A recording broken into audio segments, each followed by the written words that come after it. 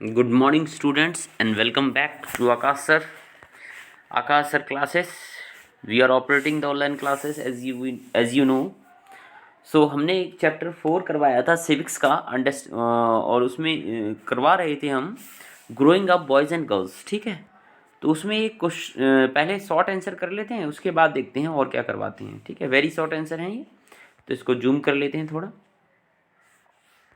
Very short answer को थोड़ा zoom करके हमने देख लिया है। What was a very important activity on the Samoan island in the 1920s। जो इंपॉर्टेंट है वही करवा रहा हूँ। कौन सी इंपॉर्टेंट एक्टिविटी थी समन आइलैंड में 1920 के समय में? तो मैंने पढ़ाया था, तो ज़्यादातर जो लोग थे वो फिशिंग नहीं किया करते थे क्या। तो fishing was a very important activity on the Samoan island in the 1920। लोग जो है आइलैंड पे क्या कर सकते हैं, आप समझो, यहाँ चारों ओर वाटर है, ठीक है। तो पानी में क्या ज़्यादातर जो उनकी एक्टिविटी होगी वो फिशिंग होगी ना, मत्स्य पालन या मछली पालन, ठीक है। तो वही था उसका आंसर। नेक्स्ट है बच्चों, how was the girls school in Madhya Pradesh in 1960 design differently from the boys school. ये बहुत अच्छा क्वेश्चन था, और आपको मैंने बताया था कि मध्य प्रदेश में 1960 के ज़माने में लड़कियों के स्कूल लड़कों से कैसे अलग होते थे, ठीक है, कैसे डिज़ाइन किया करते थे। तो देखिए कैसे डिज़ाइन किया करते थे। Girls school had a central courtyard. Girls school में ऐसे हुआ करता था कि इस तरह से ये बिल्डिंग बनी हुई है चारों ओर, और यहाँ पे एक गेट है, फिर बिल्डिंग बनी हुई है, फिर बिल्डिंग है, इस तरह से बिल्डिंग बनी हुई है, ठीक है, इस तरह से बिल्डिंग है ये। अब इसमें ये सेंट्रल कोर्टयार्ड है, ये सेंट्रल कोर्टयार्ड है, इतनी जगह छोड़ते थे, चारों तरफ से घिरा हुआ, ठीक है, यहाँ मेन गेट, तो जिससे कि लड़कियां जो है सुरक्षित रहें इसमें, ठीक है। इस तरह से मध्य प्रदेश में 1960 में जो है स्कूल बनाए जाते थे। Girls school had a central courtyard. एक सेंट्रल कोर्टयार्ड हुआ करता था, where girls played in the total seclusion and safety, मतलब एकदम अलग और बिल्कुल सेफ्टी के साथ जो है लड़कियां जो है खेला करती थी, ठीक है, from the outside the world, बिल्कुल अलग, उस दुनिया से अलग, बाहर से। The boys school had no such courtyard. लेकिन 1960 में लड़के के जो स्कूल हुआ करते थे लड़कों के मध्य प्रदेश में, उनमें ऐसा कोई कोर्टयार्ड नहीं था, ठीक है। ये बहुत ही नहीं इंपॉर्टेंट क्वेश्चन ये हैं, दो इंपॉर्टेंट क्वेश्चन मैं करवा रहा हूँ आपको, ये हैं वेरी इंपॉर्टेंट है। Why do we give boys and girls different toys to play with. हम लड़कों और लड़कियों को डिफरेंट डिफरेंट टॉयज़ प्ले करने के लिए, खेलने के लिए क्यों देते हैं, ये क्वेश्चन है। तो when we want to tell them that they will have a different futures, जब हम ये चाहते हैं कि उनका फ्यूचर या भविष्य अलग हो, तभी तो हम उन्हें डिफरेंट डिफरेंट टॉयज़ देते हैं। सही बात है बच्चों। when they become a man and woman, जब वे पुरुष और महिलाएं बन जाएंगे, ठीक है। क्वेश्चन नंबर 5 क्या कह रहा है, What do we teach boys and girls in their early childhood? Boys और गर्ल्स के अर्ली चाइल्डहुड में, यानी बचपन में ही हम क्या बताते हैं। We teach boys that they need to be tough and masculine. उन्हें कैसा रहना है, बहुत कठोर रहना है, ठीक है। और मैस्कुलिन मतलब होता है पुरुषत्व दिखाना है, ठीक है, कि वो लड़के हैं।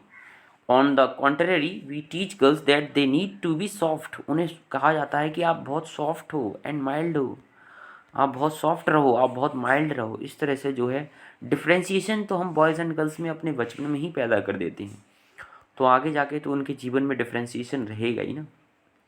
तो इस तरह की चीज़ें नहीं करनी चाहिए। आपको मैं बता दूं, कल जो है क्वेश्चन 4 रह गया था एक लॉन्ग आंसर का, जो आज हम कर लेते हैं, आज हमारे पास टाइम है।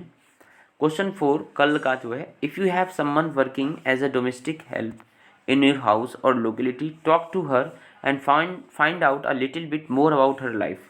अगर कोई डोमेस्टिक वर्कर देखे आपको अपनी लाइफ में या आपके लोकेलिटी में, तो उससे बात करो और उसकी ज़िंदगी के बारे में जानने की कोशिश करो।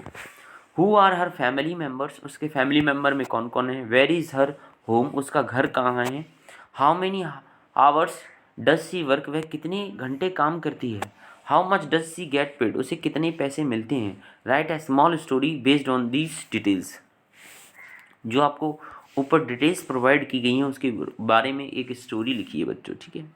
बहुत ही सुंदर सा ये वर्णन है, जहाँ पे आपको जो है अपने द्वारा भी सोचना पड़ेगा बच्चों, ठीक है। ये नहीं कि सिर्फ किताबी ज्ञान के थ्रू आपने सोच लिया, खुद अपने द्वारा भी सोचो। जो महिलाएं होती हैं, जो डोमेस्टिक वर्कर होती हैं, okay.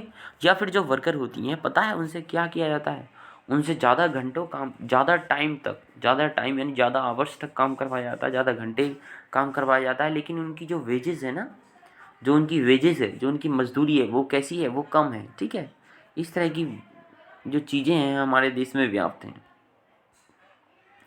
Yes, yes, A domestic help. Number 1, Sujata is a domestic help. आपने एक लड़की के बारे में पूछा जो जा रही थी, एक सुजाता थी। She works in the neighbourhood house, वह एक पास के घर में ही काम करती है। Two sons, two sons, one daughter, her husband, उसके 2 बेटे हैं और एक एक बच्ची है, और उसके हस्बैंड है। And her self or her family members, यही उसके फैमिली मेम्बर हैं। ठीक है। Her home is Rajiv camp in Jhilmil colony Delhi. ठीक है, यहाँ पे उसका घर है राजीव कैंप में, झिलमिल कॉलोनी दिल्ली में। सी वर्क्स फॉर 10 आवर कंटिन्यूसली, वह लगातार 10 घंटे काम करती है बच्चों, और सिर्फ 1500 रुपये उसे मिलते हैं। बताओ, ये चीज़ें होती हैं। ठीक है, तो बच्चों इतना आप लोग करना। आज ये चैप्टर पूर्ण रूप से कंप्लीट हुआ, टोटली ये कंप्लीट हो गया है। ठीक है, तो हम अब नेक्स्ट चैप्टर जो है, जो वर्किंग डे होगा नेक्स्ट, उसमें हम करवा देंगे। Thank you very much.